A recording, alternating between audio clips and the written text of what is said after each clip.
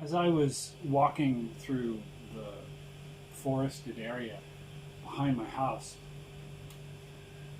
I saw a whole herd of buffalo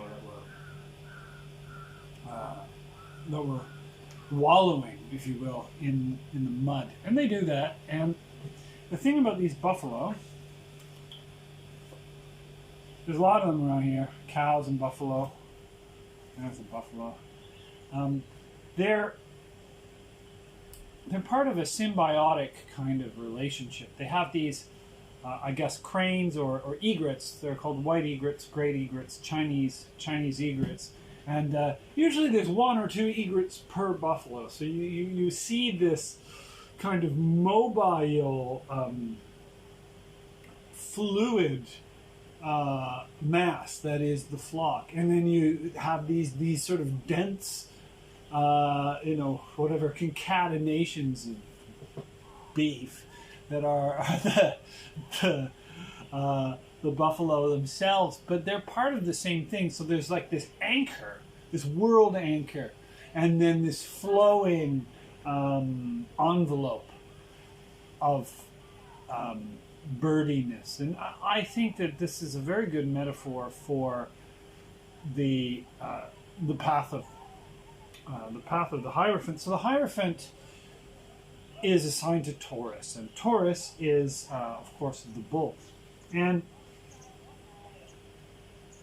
it is about how the massive body that is tradition, that is ritual, that is initiative theater, that mass provides an anchor for the experiences of gnosis, of ecstasy, of magic.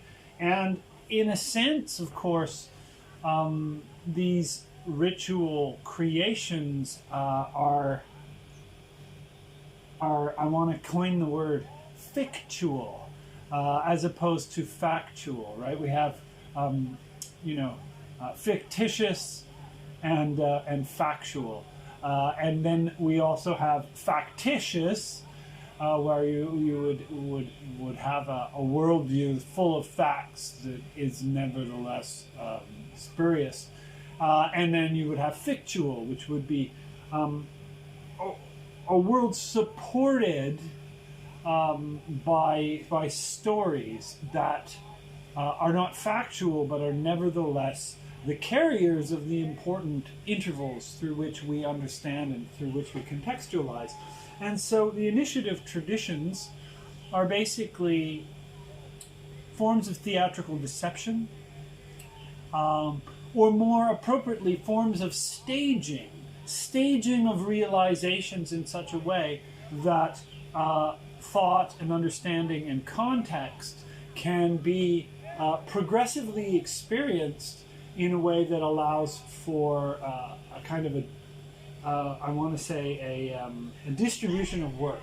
So you, for example, if you are told all the great secrets of magic at once, they all just suddenly occupy the same space.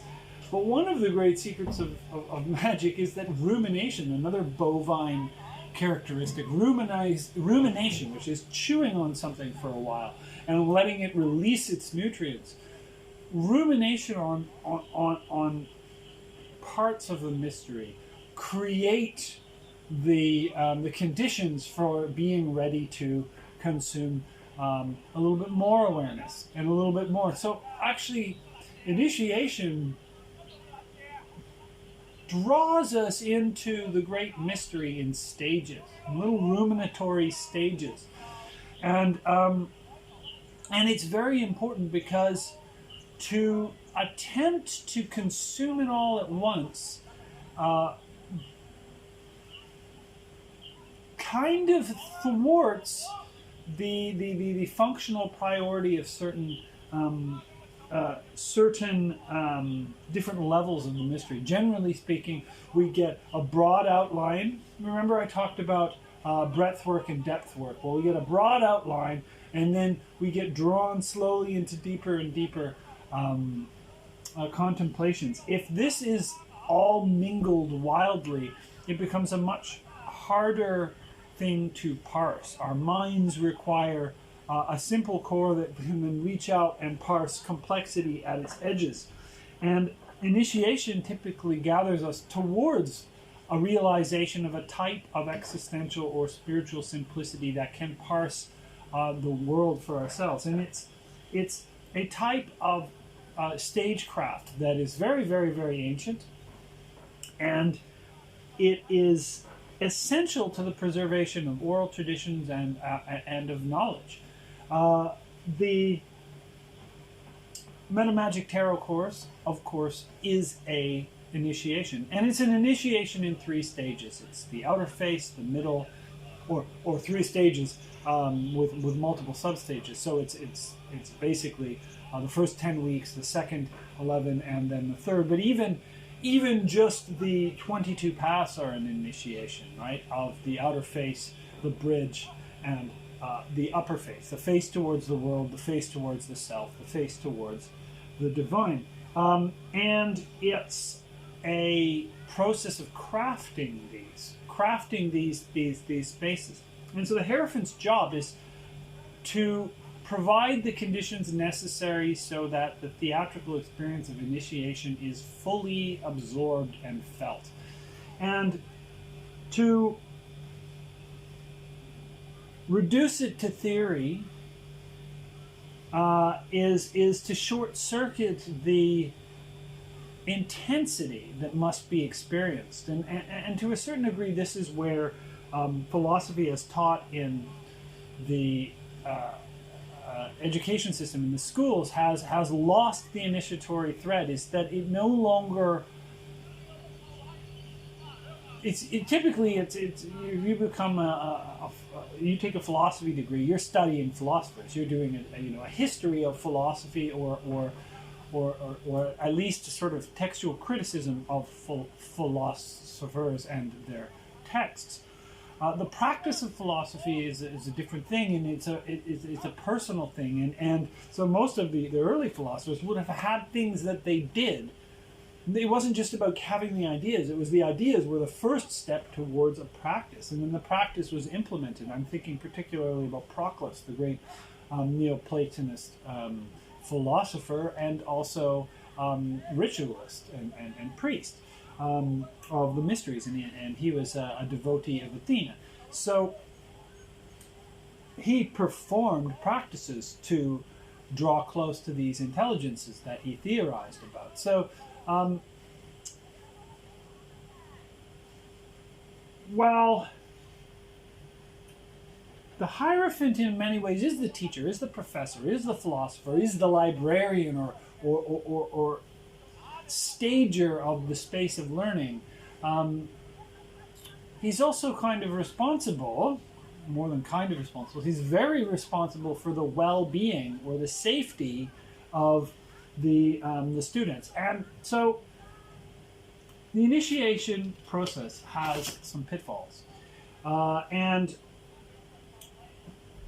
the best way I can think of describing this is to talk a little bit about one grading system that is developed by the Golden Dawn and was used in the OTO and is typical of modern Kabbalah with a Q-based systems, which is that there are 10 key grades in the development of a magical career.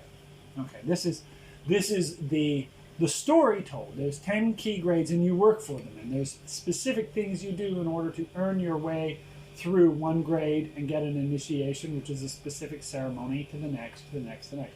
Now, we can read this literally, or we can also just think about it and what it might mean. So, what are the grades? The grades are Neophyte, Zealotor, Philosophus, Practicus, Adeptus Minor, Adeptus Major, Adeptus Exemptus. Then there's this quasi-grade, the Babe of the Abyss. So that's not really a grade, it's kind of a status. And then the Magister Template, and the Magus, and then finally Ipsissimus. Ipse means such. Ipse, suchness. the essence. So, what is a neophyte? A neophyte is someone who doesn't know anything about magic. They are of the view that magic is like anything else. Is that it, when someone, if they believe in magic, I mean, at the very least, at least the neophyte has a belief in magic. They've shown up at the door, right? I mean, there's lots of people who are not even at the door, but the neophyte is at the door and wants to learn about magic, but has basically a completely naive view of it. Perhaps they've drawn it from a Harry Potter type depiction of magic, and whatever it is, they are at the door, but they don't know. And so their first stage is to be shared. They learn some arcana. They learn some secrets, and they have some insights. And probably some of the first things they're going to see, they're working mostly with the elements, but they may start to have some dreams. They may start to see some synchronicities, some connections, and there's an extremely delicate stage going on here. This is a place where one tiny little drop of wisdom could upset the entire balance, and will. I mean, this is like a sprout breaking out of a seed. Okay, inevitably this world is about to collapse, and they don't realize it. But they're like, "Oh, magic! Look, I had a dream, and there's a magic number, and whoa!" So it seems absolutely miraculous and wonderful that there'd be these synchronicities and coincidences and things, and they give meaning to a life that's basically in a box, right? It's been packaged in a box, and now they're opening the box, and suddenly something wonderful comes out, and there's something more wonderful. And so the thing that happens here is a wild kind of overestimation of the importance of self, because you got to remember that the packaged self has all of the baggage that we've been given, that we've been conditioned with, and one thing. So in that box is basically everything. This wonderful stuff comes up, but then some crazy shit starts to come up, and things that can go wrong in this stage are myriad. The great danger is inflation. So inflation is where the ego, which is still binding the human being together here, keeping them, but naively so, right? They're keeping them together with the ego that's formed in order to process the world. Well, that ego starts to go, hey, I have power. I can use magic to get what I want. I'm more important than other people. My teacher doesn't know what he's talking about. He's droning on and on about safety. I'm God. It's me. I'm the one.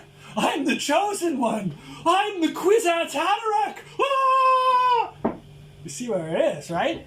This is a common thing. This is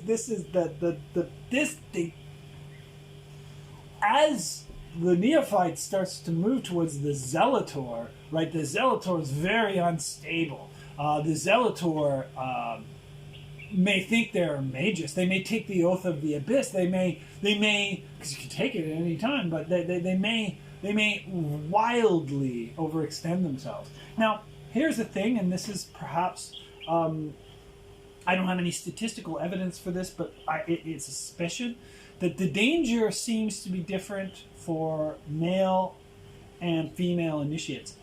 And I suspect this has to do with the nature of how the box is packaged and the nature of certain other realities that are experienced that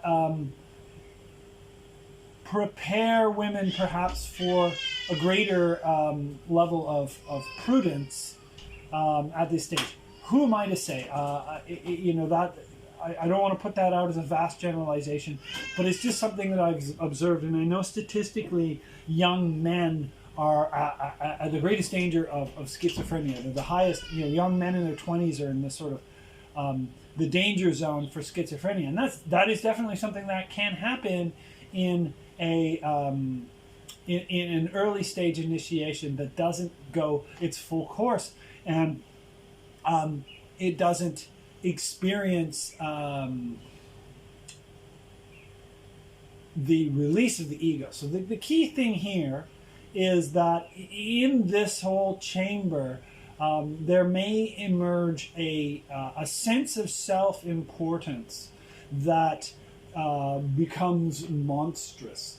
And this can result in manic behavior and all sorts of stuff. So what you want to do is the hierophant needs to play his cards really, really well. So needs to stage this in such a way that there is a natural course for the initiate to follow in order to channel their magic, right? So if they break off from the hierophant, they might just go, down some rabbit hole that their ego pulls them into, and they can have severe mental health consequences. So we have then the movement to hood, right, which is doing the work, doing the ritual, doing the practice, doing the getting the theory, beginning to understand it. So this is one pole, getting the education. And then so they get to know that this is a dangerous stage, and they get to know, even though they don't feel it yet, they pretty much think that they're like Jesus or whoever they may have this voice telling them that they are the chosen one, or they are the whatever it is, this manic voice. But they have the work there that they can study that will alleviate that to some degree and put it in context. And then there's the practice itself. And I admit that I am not working out of the Golden Dawn paradigm per se. I mean, I'm working with it, but I don't formally go through these initiations. But I do see this as a very valuable process to think of. So be aware that I'm putting my spin on this. Here where we have so the theory and then the practice, right? They do the LBRP, the Lesser Banishing Ritual of the Pentagram, or any meditation, something that puts it into practice. And this tames the mind, and this tames the desires, right? Because like doing these kinds of rituals again and again and again, even when you don't want to, starts to stabilize you emotionally. That's the idea, at any rate. And so between here, we're building up a little bit of discipline, and then finally, and remember the devil is here, right, in our system. And so finally, this confrontation with this shadow, this repressed shadow, enables us access to the Golden Dawn, the Tippereth point, Adeptus Minor. And the Adeptus Minor has basically realized a self-regulating system within themselves. And so the Adeptus Minor is now past this danger zone, because they are able to administer their own humility, and they have gone through this whole process that we have experienced in my course, right? So the world, the awakening, the solar, lunar, and stellar realizations, the breakdown of the world view, confrontation with the shadow, and then process of alchemy and the preparation for mortality. So we've basically gotten through this danger zone, this lower face, if you will. And so the culmination of the production of the lower face is a realization of beauty or balance. And of course there's more to be done, right? Because they're balanced in terms of the world, but they have a huge ton of work to be done, both on themselves and ultimately as a part of the pursuit of their true destiny. And so the next stage is Adeptus Major. So Adeptus Minor has stabilized themselves in relation to the world. They've achieved the balance. They've achieved what is sometimes called knowledge and conversation of the holy guardian angel. So that's really they are now operating in a semi-stable way, that like there's a shaft of light from the divine that is protecting them. So they are now. This is the place that is obscured from the divine, right? So we have to find our way up, and there's all sorts of false passages, but once we get here, we can connect to that divinity. And yet, there's still a powerful sense of self going on here. And there's these 6 Sephirot known as the Ruach. And the Ruach are essentially the theater of mind. And so here we have the hierophant, who is 5, but also his letter is Vav, is 6. And Vav is the six planets, if you will, around the sun. So it's the Ruach. So it's the theater of name and form and the world as we understand it. So they're still very much in the world, except now they are connected to a higher purpose. And so now they're starting to develop their skills. They're starting to practice the intricate stuff. In a sense, learning how to create barriers, learning how to protect energy, learning how to eliminate parasites. Essentially, the martial arts side of it. And there is a need, of course, to defend ourselves, even against our own, especially against our own laziness and our own tendency towards non-discernment and so on. So we get our swords really sharp and discerning, and we start to work on our discipline. And then finally, or not so finally, but next, we have Adeptus Exemptus. And so this is basically where the adept forms a system of the world. They basically come up with a thesis statement about their magical world. And they have secured their space, they have attained their balance, and now they basically define the parameters of their world. And so this is the middle, this M in the middle, this center point, this center theater. And this is really ethics and morality. This is where they've drawn themselves above the merely practical, and now they're essentially establishing values as a person. And we talk about the activation here. So the activation here is the tower, and then the activation here is strength. And strength can go both ways, right? So at this point, of course, you're a powerful adept, right? So why not double down and apply that to the world and get whatever you want? So you can still double down on your ego here. You can still then apply the Ruach to the world and draw it into your own. If you want to close this, if you want to cap this off here, you certainly can, right? Except that what that does is create this problem on a much grander scale, right? That then is, the problem of the ego of the neophyte is destructive for the neophyte and for maybe the people around the neophyte. The choice to self-aggrandize by an adept is typically seen as taking the path of the Black Brothers, is what Crowley called it.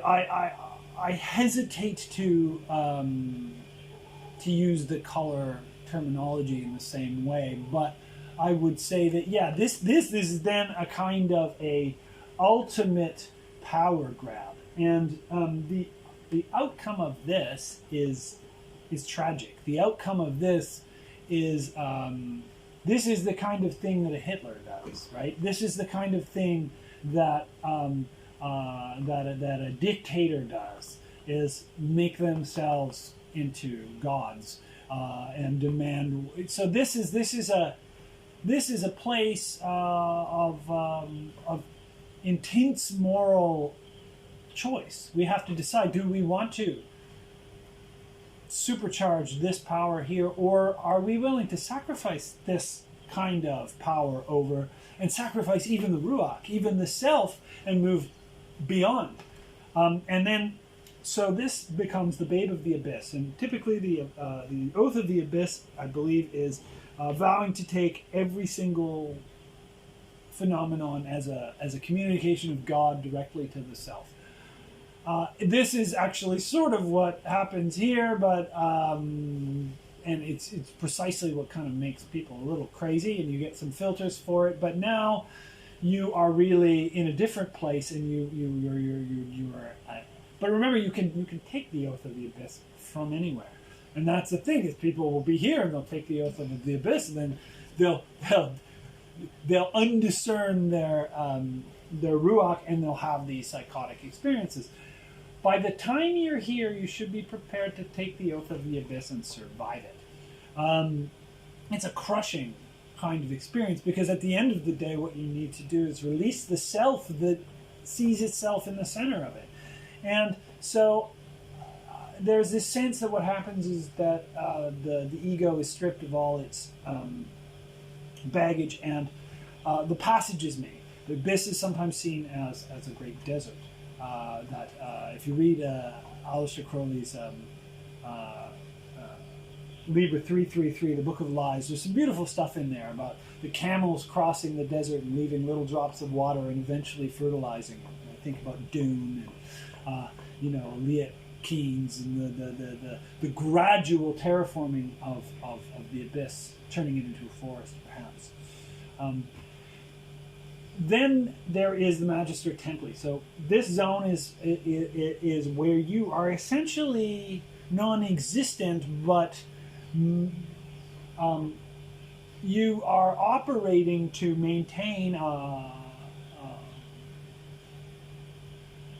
display of your temple, basically. The self, the ego, is no longer the case, but there is the magic chassis. The initiation itself is kind of what holds the Magister Templi together. The Magister Templi administers this rather than operating as a self. So there is a service. There, in a sense, the Magister Templi is the dissolution of the self into service.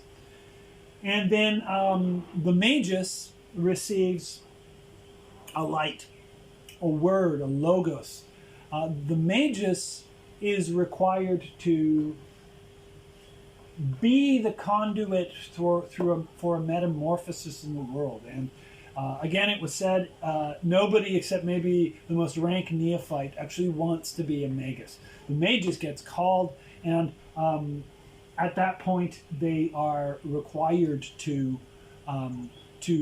wholly and fully manifest and embody the work, the logos. So they are no longer free to do whatever the heck they want. They are essentially operating as the voice of eternity, and they are surrendered to that voice.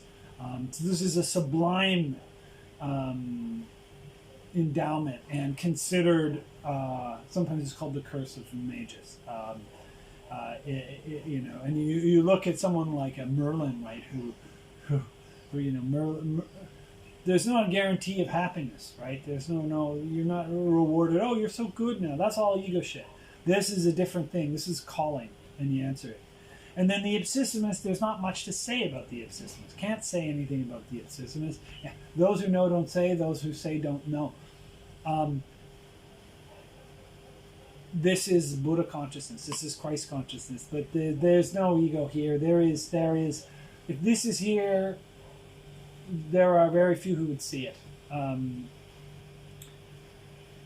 here's what I want to put forth, now that we've sort of looked at this in a linear order, and I've given you the impression that you're going do. If anyone asks me what my grade is, I'm a neophyte.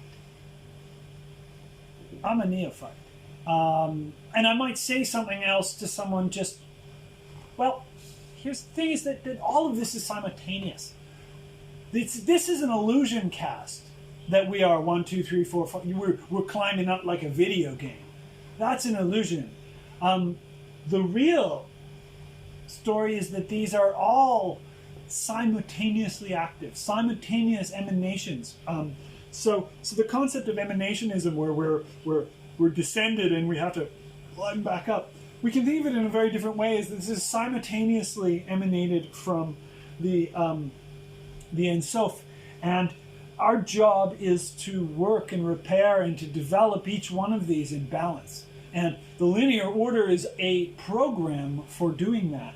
But Eniacissimus is necessarily a Magister Templi and an Adeptus and a Neophyte simultaneously. There's beginningness energy flowing through it all. So much so that this entire display is something of an illusion. And yet it is fictual.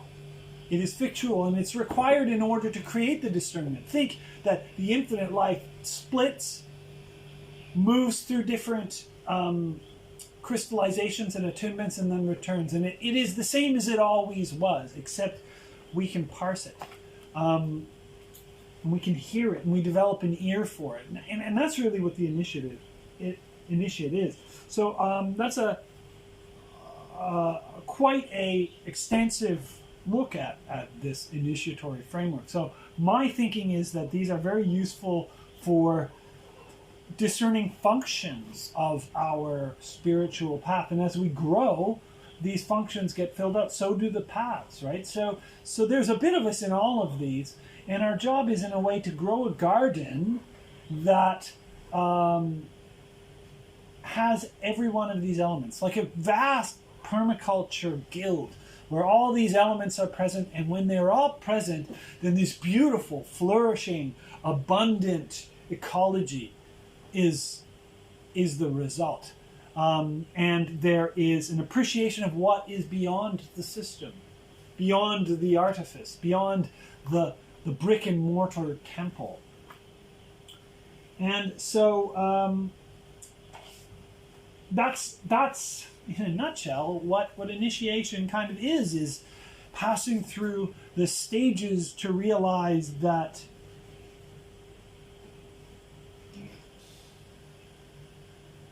we had it all along. And yet we need this. We require this hand-holding. And different orders and different schools and different societies will do it differently. But they will always do it. And so let's talk a little bit about initiation rituals in general. So initiation rituals in general. You have initiations through organizations. You have what is an initiation? It is the means by which membership and non-membership is marked, and internal membership is ranked. So the Freemasons, of course, if you're, there's 3 key initiations in the Blue Lodge, and then there's a whole bunch of other ones. But basically, if you do those 3 key initiations, you're a Master Mason. If you haven't even done Initiation 1, you're an outsider. You don't really apply. But you go through these initiations, and it takes you through 3 stages. And I'm going to go with this idea that initiation has 3 basic levels, 3 basic theaters. You have the first theater, and you think that's the secret, and then the curtain comes, and you have the second theater, and you think that's the secret, and then the curtain comes, and you have the third theater, and you think that's the secret, and then perhaps the curtain opens again. Who can say? But the point is that there is a series of disclosures that we have, and that they give us time to digest the previous understanding in a way that we can kind of understand it before the new understanding is itself displaced and revealed. So there's a series of kind of cascading epiphanies that produce chambers of contextual understanding, which at the end of the day are all simultaneously operative at once. And that's the beauty of it. It's like you're going up the piano, 88 keys, and then suddenly, actually, you can start to play music on it. Okay. Initiation is being guided through all the notes, being taken through the alphabet, 1 letter at a time. And then you're given the freedom to become a poet. So what else can we say about it? Obviously, things related to it is Taurus. And so with Taurus, we have the myth of the Minotaur. This is very, very clearly depicted in Crowley's. There's lots of stuff here. There's obviously the Greek theater is going on here. There are 9 nails because Vav means nail. And so this does give us an idea of a reference to Christ. But here they're pinning down a snake. So this is maybe pinning down the flux of the world, chaos, so that we can perceive it in these intervals, these stages, right? Because of course 9 is 3 times 3, so initiation is just as easily 9 as it is 3. You can see this babe being born in the center in the star. So there's a 6-pointed star, and there is a 5-pointed star, and he's holding the triple key, right? So you can interpret that various different ways: sulfur, mercury, salt, or again these stages that I keep talking about, and I'll say a little bit more. So this is Crowley's, and here we have the elephant, right? And the elephant guards thresholds, like Ganesh. Ganesh is an initiatory guardian. And initiation, remember we talked about initiation also as the initiation of a chain of actions. We talked about that in the path of Shin, the path of the judgment. So when you undergo an initiation, of course, you're judged, right? And not everyone passes their initiations. If a certain ill quality comes about in an initiative process, then you can fail your initiation, right? And that's sort of what they're there to expose is duplicity or various different qualities that they're there to kind of filter out. Here's another story about an initiation ritual, which is very famous, and there's I believe a Aboriginal Australian group does this. They get the men, the boys rather, and they tell them the story over the course of their childhood that there's this monster, this dangerous monster that comes with a sound, and they haven't heard the sound anywhere else except when the monster is coming. And what they have to do under the shadow of this horrifying possible fate is they have to learn the stories and songs, and they have to obey the elders, and they have to do all these things to stay safe, which are also actually the things they need to know about the culture and about survival and about character. And so under the shadow of this this monster, the boys are raised with the seriousness of survival, basically. And then when they're 14, they are brought out into the desert, and they're brought out into the desert, and they are left there. They're there to survive overnight, and they have been given everything they need, all the tools they need. The only thing they don't have is the experience. And at this point, of course, in the middle of the night, they hear the sound. And the monsters descend, and the tents are beset by these horrifying beasts, and the kids are taken, the boys are taken, and their teeth are chipped with a little chisel of some sort. They're held down by people, and their teeth are chipped. This is an initiation ceremony, and this is the moment of absolute terror and pain in which the psyche is transformed. Now, I'm not advocating doing this to children, obviously. This is not the context of a society where that would be in any way appropriate. But what happens is that once they've undergone this, they're taken out and they're shown the mechanism whereby this sound is made. And the masks are taken off, and they see their family, and they realize how this whole theater was produced, and the revelation that the monsters weren't real. And yet the learning is real. And the courage they display in the face of it, or the lack of courage, is real. How they are formed, it's like they're going to gel. It's like this mold fits them and they gel. And that's how they go from a boy to a man. And to a certain extent, this is what masonry and what magic and so forth are trying to provide. But of course, this isn't institutionalized in the same way. Our society, post-industrial society, has basically lost the thread on initiation, especially for boys. I'm going to talk about girls in a second. I'm going to have less to say about it because it's really not my place to talk about initiation for women as such. But I'll talk about it a little bit in a bit. But so let's look at what is capitalist, what commercial capitalist society has as an initiation into adulthood. Are you ready for it? Drum roll. Okay. You go from believing in Santa Claus to not believing in Santa Claus. That's the reveal. The reveal is Santa Claus is your parents. And now you are the consumer. You were the recipient of the consumption. Now you are the consumer. Or not quite yet. Now you're just the cynical kid who's trying to get. Eventually you become the consumer itself. So in a sense, it's the kid who knows, who doesn't know, the kid who knows, and then the adult who buys. So for the kid who knows there's a real Santa Claus, for the kid who doesn't know there's a real Santa Claus, for the kid who knows, who's had and usually this doesn't happen in any controlled circumstance. There's no way of making this a lesson of maturity or so on. They learn from the other kids, right? It's the secret is out. This sad initiation rite,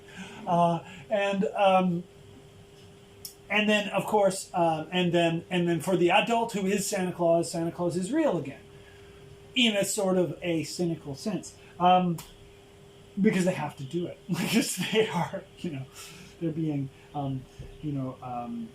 drafted into the production of this spectacle.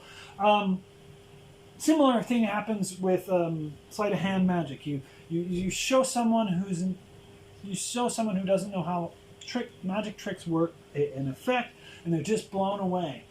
You expose the effect to them, and suddenly they're disappointed. They're in this middle place where the magic is gone, and how do you get the magic back? You become a magician. You become the producer of the magic. You learn the effect. There's magic in the practice. There's magic in the, Di Vernon used to say, don't go for facts that say, oh, easy, can perform in 5 minutes. Those are garbage. You gotta love practice. If you're gonna be a sleight of hand magician, if you're gonna be a prestidigitationist, you gotta love practice. Same is true with esotericism. You gotta love practice. There's no instant fix. That middle stage is actually the hardest of all. It's the longest, dreariest, and it is this bridge place, right? This is where the work is all yours. You're either gonna rebuild the magic, or you're gonna just let it fall. And so getting through that stage, persevering through that stage, so that it springs back into life.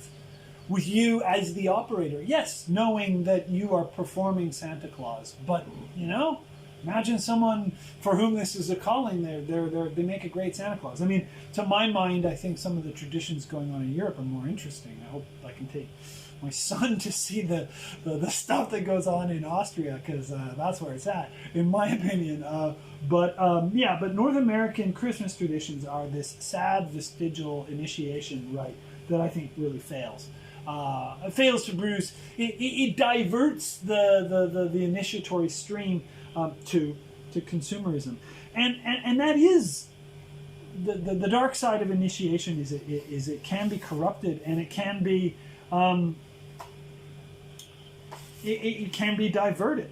And you see things like hazing rituals, like the great Canadian scandal of the airborne, where they're doing these horrific, racist, humiliating hazing rituals. Initiation can be extremely predatory, right? Because you're vulnerable. You're being drawn into this rite. I mean, arguably Jim Jones and all that kind of stuff, that was an initiation ritual that ended in death, in murder-suicide. Initiation rituals, there's so much power in that, that the dark side of the hierophant is the hierophant could be a monstrous predator. And so how do you know the difference? Well, that's where I think having a really well balanced approach here is pretty darn important. And um, you know, getting the learning and getting some criticism and so on, and finding a path that satisfies the full. Don't sell yourself short on a path, is I guess what I'm saying. Because if you know, you go in with, if you fall in with somebody who's operating from here, right, trying to lock it all down, then you might end up with a predatory initiation. You don't want that. So I think the key is to see, does it lead to the divine? And what's the divine? And go looking on your own terms. I don't think that any true initiator is going to say to you, only follow my way, only follow my word. I think they're going to say, here is the way that I can provide you with, and go forth and find, you know, like Buddha said, right? Be lamps unto yourselves. Because that's what the true initiator wants, is somebody who is a lamp unto themselves, so that they can be gifted this incredible experience of seeing the illusion fall and realizing that the illusion is a great service. It is a protective space. It is an oral body. It is a tradition. We are tradition bearers. We keep tradition alive, not because it's true, and we don't destroy it because it's false. It's not because it's true, it's false. It's because it's alive and it's important. It's part of our life. It's part of our larger body, right? Something like a Jim Jones kind of thing, that's a cancerous growth. But the true initiation leads always to a greater connection with other beings, with other persons, with the whole universe, right? It doesn't lead to a sense of arrogant eliteness or electhood that is itself predatory. I don't believe that. I think it leads to openness and love, but at the same time, it's protective, right? You know, the initiatory school has a need to protect the traditions, because there are all sorts of ways that can break down. So initiatory techniques are theatrical techniques of staging realizations, and ultimately to release the initiate into freedom. Other things, there's so much that goes on here, right? Like, we can talk about the labyrinth of the Minotaur. I think I've talked about it quite a bit at other places in this course, where we go, the initiator tricks us basically to go into the heart of our own darkness with the tools we need, and then to come back up. So at a certain point, your teacher puts you in a place where you're very uncomfortable, because you basically have to survive. You have to survive this encounter with a shadow that you would otherwise avoid. But you've also been given tools, Ariadne's thread, the plumb line. So the proof is given to you that you can face this monster, right? Just like in this example of initiation, you gain the proof, the confidence, and that's key. Initiations are fictional narratives that establish centers of gravity which themselves agglomerate knowledge, wisdom, and understanding. The 3 chambers are these centers of gravity, or the 2032 chambers, whatever they are. This theater takes us through the establishment of these chambers that then hold the understanding, just like the beefaloes and the birds.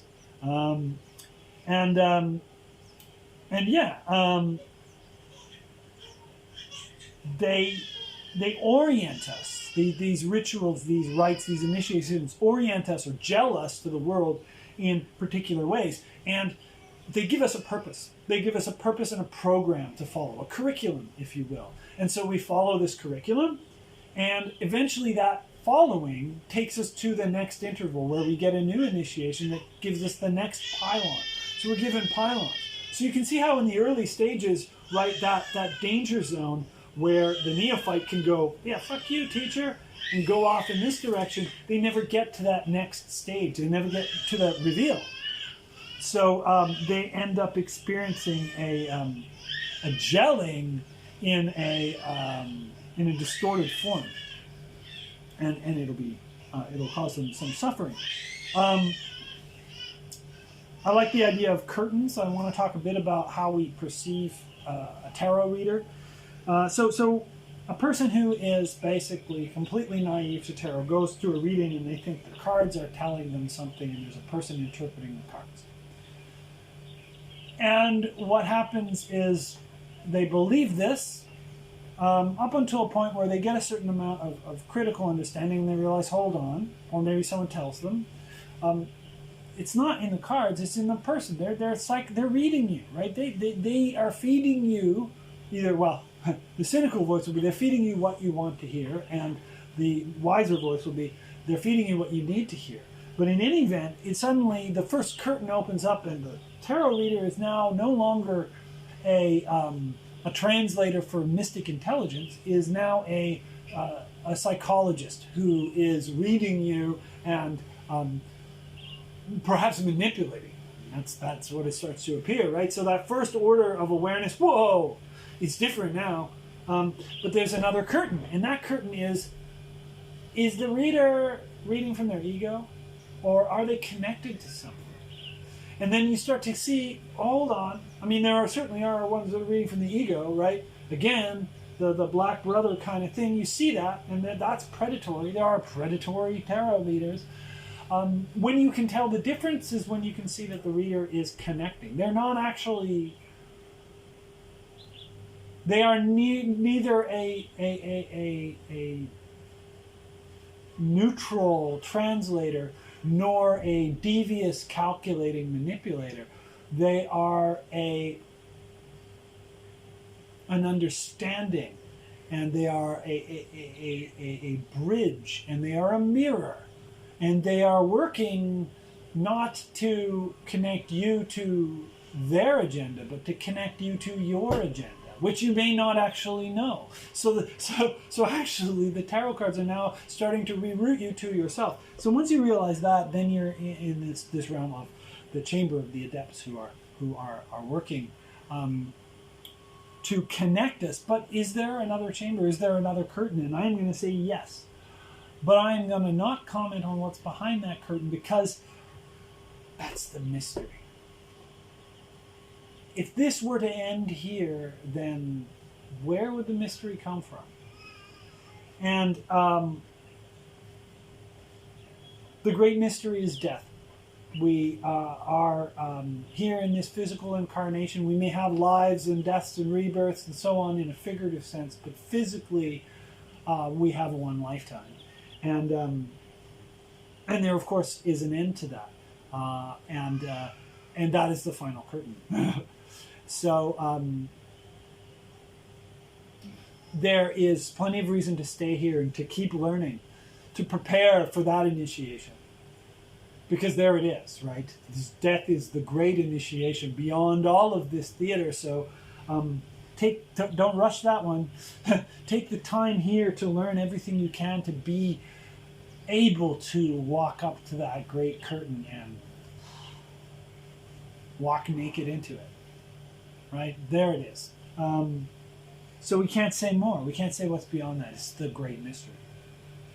But it's what initiation should prepare us for, is this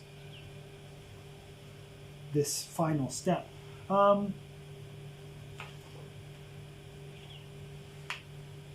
So I've said a bit about everything.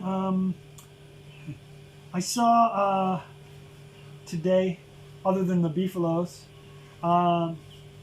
little bee landed on my fingers, and I love that because bees to me are a symbol of the hierophant, actually. Because remember, the hierophant is 5, but it's also 6, and this is my hierophant card. And there's all these people, a vast library carrying books with trees growing out of them. And in a great beehive in the center. So that is, in a sense, the great moth hive, if you will. The nectar of initiation that we make, that we share, the teachings, the wisdom, the oral tradition. And so it was nice to have this little bee climbing on me. And I always feel blessed when that happens. Just a few, let's just look at a couple of these before we close this. I want to talk about this guy here. So the keys, what are the keys? They're the rituals, they're the words, they're the secrets that mean nothing outside of the context of this process. You know, I can give you the magic words, and I give them to you in specific orders, right? They're keys. Remember when I gave you Makashana and so on? They mean nothing to other people who are not in this theater, but they unlock doors. So the arcana are just keys to unlock doors. Their only meaning is within this kind of contingent theater of initiation whose destiny is eventually to vanish. But we take our time with it because it's worth doing. I do want to also point out, you've got these tonsure people, right? A tonsure is an interesting hairdo, right? It's a Taurus. I like that. And it's the exposure of the scalp to the heavens.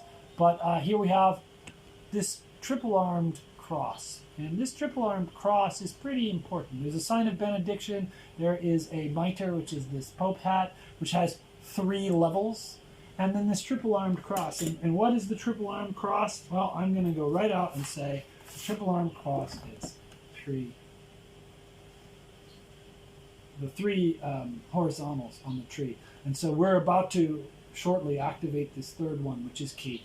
And that's the point of the initiator, is to guide you so that you have all 3 of these activated. So then you can really work with the full context and the full story, and operate to help people across.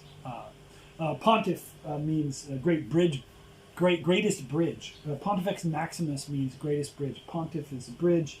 The calendar priests of ancient Rome were the Pontifices, and the chief calendar priest was the Pontifex Maximus. Augustus, or Octavian, the first emperor of Rome, was the first person to appoint himself Pontifex Maximus, thereby concentrating power as both emperor and hierophant. Absolute power. Octavian becomes Augustus. Augustus means anointed one. And in a sense creates the world, with the calendar in that regard. So the Pope's also a calendar priest, and maintains this cosmos. The hierophant maintains the cosmos and guides people through its understanding.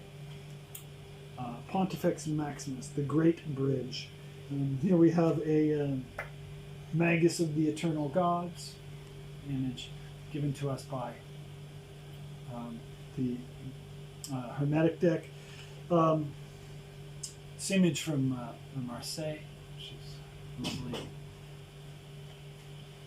And again, the 3-leveled crown is quite nice here in this Visconti Sforza. This is the Pierpont Morgan. I'm sort of rushing through all these versions. I love this one. Leonora Carrington here. He's got a huge head with multiple levels, and of course a 3-armed cross, and the 2 that they're leading the new initiate. Right? Look at that. These 2 black hats are leading this new initiate in. What a wonderful picture. Again, I can't comment that much on the Tarot of the Holy Light because it is quite a different system, but it's quite a thing to ponder. 2 bears devouring a sun, a demiurge. It looks like very alchemical, really worth a study, but an independent study of its own. It's a full initiatory system that she's put together. Classic Pope type imagery here. I mean, here is where the hierophants tend to be the creators of schools. They tend to be the creators of paths, of ways, of systems, right? They love to create systems. And, at the end of the day, is there the true one perfect system? Well, any system that takes us back into the great horizon is legitimate. I think anything that predatory systems that don't let you ascend or don't let you connect, those are not legitimate. So you have to be able to tell the difference. This one, the Holy See. This is in the case of Benabel Wens, right? And there's no Pope here. It's actually the Holy See, which is the seat of the Pope. It is the vacant seat which the popes occupy. That's interesting. Kind of like the the Holy of Holies, which was in the temple, was an empty room in which the high priest once a year would go in and speak the Shema HaMephorash, I believe, once a year. This is from this Intuity deck. I kind of like it. It's this prism. This deck sometimes has some cool insights. This comes from, this is a female figure. This is Faith from the Carrie Yale. And this is not the hierophant because there doesn't appear to be a hierophant. We don't really know what the actual shape of the Carrie Yale is. We've got 86 cards, we think. It's been sort of reconstructed, but yeah, so Faith giving the benediction, has a holy cup, and seated on a hexagonal platform. That's a big thing in these. So, as I was saying, on these Visconti Sforza packs, let's pull this back. Wow. On these Visconti Sforza packs, there's a hexagonal platform. We see this in the world, right? The world card is a hexagonal city. And, as I've said many times, 21 is 1 plus 2 plus 3 plus 4 plus 5 plus 6. So the hexagram kind of fully expressed gives us 21. And so you can see how the hierophant, as the administrator of the Ruach, of the sixfold principle, is basically holding the world together, and creating, the calendar and the stories that give us the world. One more thing I want to touch on briefly is just tradition. Here's an interesting arcana, speaking of the 21s and the way that we have pairs.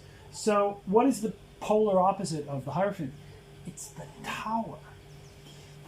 The hierophant and the tower are absolutely entwined. And think about this. The tower is always falling down, and the hierophant is always building up. So between the two, the tower, which is the collapse of the world, and the hierophant, who is the repairer of the world, we have the flexibility of tradition. So why isn't tradition brittle? If it's so dead, why is it not brittle? Because it's not dead.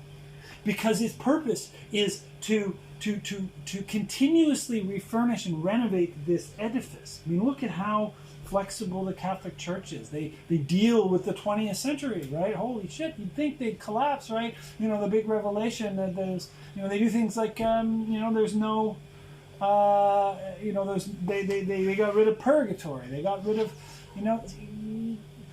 it's the flexibility. I mean, it's simultaneously conservative but also flexible, and that's the important thing to look at. I think is that without the hierophant, the tower is death sentence. It's done. It's finished. The hierophant protects us even as the tower collapses, and without the tower, then this is total, absolute fundamentalist dictatorship. So the keeping the hierophant working to keep the library going, right?